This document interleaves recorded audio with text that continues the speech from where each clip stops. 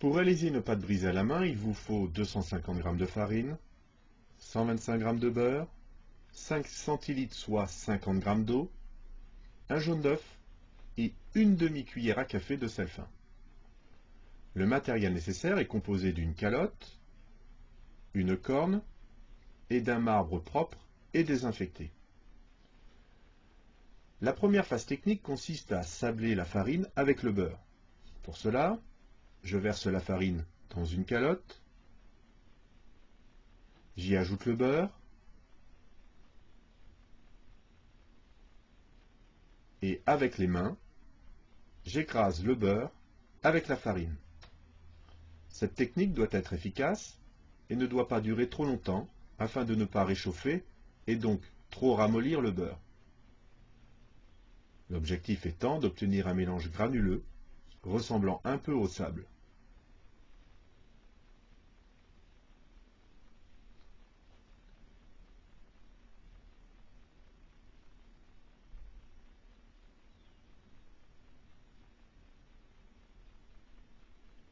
La deuxième phase technique consiste à incorporer l'élément hydratant.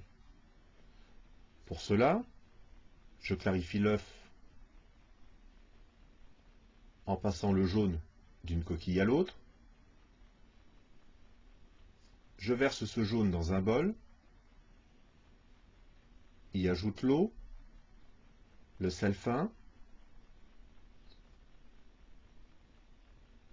et à l'aide d'une fourchette, je mélange. Le but étant de dissoudre le sel et d'obtenir un mélange homogène. Cette technique pourrait se faire également directement dans le sablage. Je vais ensuite ajouter cet élément liquide. Pour cela, je réalise une fontaine. J'y verse le mélange et je rabats le sablage sur le liquide. J'évite le contact direct avec celui-ci afin d'éviter qu'il ne colle aux doigts.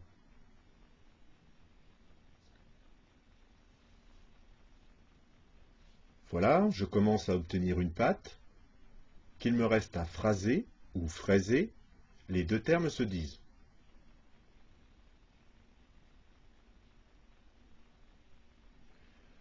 Je dispose pour cela la pâte sur le marbre. À l'aide de la corne, je la divise en 4 et j'écrase chaque morceau pour le rendre homogène. Ce geste doit être rapide et efficace afin de ne pas rendre élastique la pâte.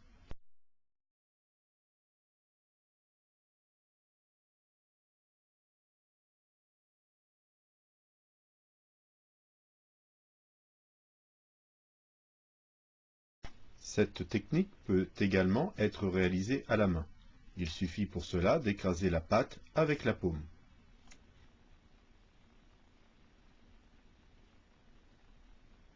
Voilà, la pâte est pratiquement terminée. Il me reste à réunir les 4 morceaux en fraisant légèrement.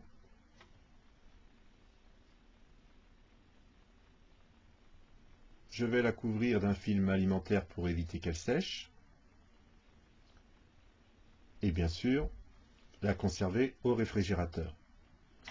Cette pâte devra être utilisée très rapidement afin d'éviter une éventuelle intoxication alimentaire.